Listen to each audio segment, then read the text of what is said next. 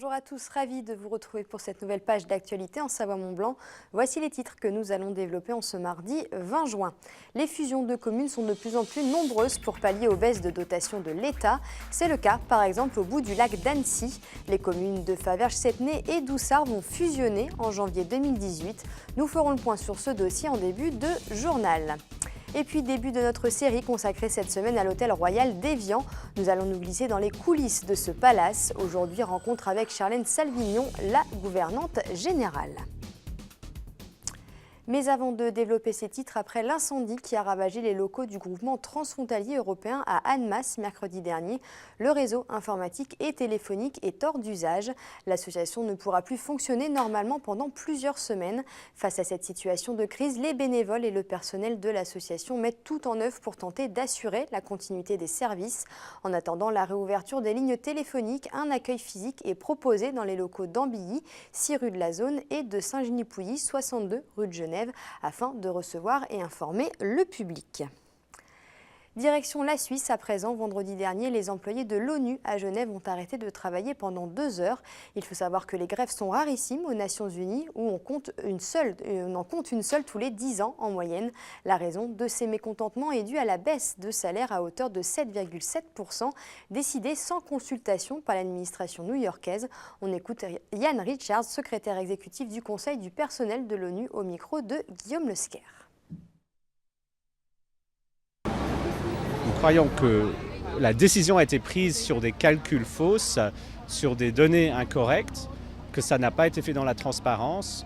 Le fait qu'ils refusent de nous présenter les données jusqu'à maintenant nous fait soupçonner qu'il y a quelque chose qui cloche derrière. C'est assez rare parce que les fonctionnaires qui travaillent à l'ONU, ils ne viennent pas pour faire la grève en fait, ils viennent pour aider les autres.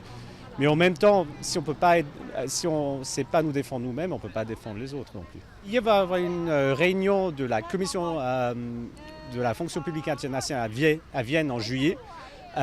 Ils vont restatuer sur cette décision. On espère qu'ils vont aller dans la bonne direction, mais s'ils ne vont pas, il est vrai qu'il y aura d'autres actions. Donc on voulait faire le personnel a demandé qu'on fasse cet arrêt de travail pour montrer quand même qu'ils sont mécontents. Il y a déjà ceux qui viennent d'arriver à Genève ils sont déjà payés 7,7% de moins. Ceux qui étaient déjà à Genève le sera en août, mais on veut renverser cette situation. C'était dans les tuyaux depuis quelques temps, c'est désormais officiel. Les communes de Faverges-Septney, 7800 habitants, et de Doussart, 3500 habitants, vont fusionner dès le 1er janvier 2018. Les maires des deux villes, Michel Lutz et Marcel Cataneo, l'ont annoncé la semaine dernière. Reportage. Ce panneau, la commune de Doussart devrait bientôt le changer. Le projet de fusion avec Faverges-Septney est lancé. Le but, mutualiser les moyens et les budgets. Les 17 millions pour Faverges s'ajouteraient alors aux 7 millions de Doussart. Nous avons obtenu de la part de nos équipes respectives cet assentiment de dire continuez à travailler, voyons jusqu'où nous pouvons aller et si cette fusion doit se faire, c'est avec bonheur. Il n'y a pas de petits, il n'y a pas de grands. Il y a des gens qui ont envie de travailler. Eh bien, Septney avait envie de travailler et il apporte toute sa compétence et nous en sommes très fiers. Septney est donc désormais Doussart. Le but, moderniser l'administration territoriale avec près de 200 agents, tout en faisant des économies sur le long terme. Aucune suppression de postes n'est prévue. En revanche, certains départs à la retraite ne seront pas forcément remplacés. Il y a quand même des enjeux financiers non négligeables et des baisses de dotation qui font qu'il faut réagir un petit peu plus loin que le bout de notre mandat et se projeter. Je considère que c'est le rôle d'un maire au-delà et laisser une situation saine pour ceux qui viendront après. Mais ce n'est pas du tout pour écraser. Moi, je vois la commune de Faverges a 2 fois plus de population que moi, mais il faut savoir que 6 mois de l'année, j'en ai plus qu'elle, puisque avec mes zones touristiques et mes campings de très haute qualité, je multiplie ma population par 2, sinon 3. Restera un point non négligeable, le nom de cette future commune. Les habitants, associations et commerçants seront consultés. Il faudra également tenir compte des entreprises internationales. Le travail s'annonce donc fastidieux. En janvier 2018, il faudra de toute façon avoir décidé.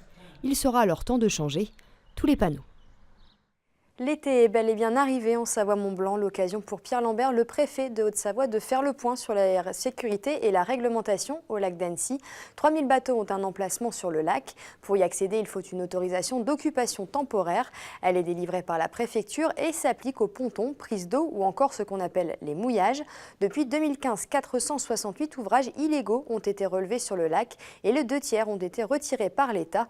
On fait le point avec Pierre Lambert et Isabelle Nutti, directrice. Ils répondent aux questions d'Olivia Boisson. Elle est soumise à des règles de sécurité.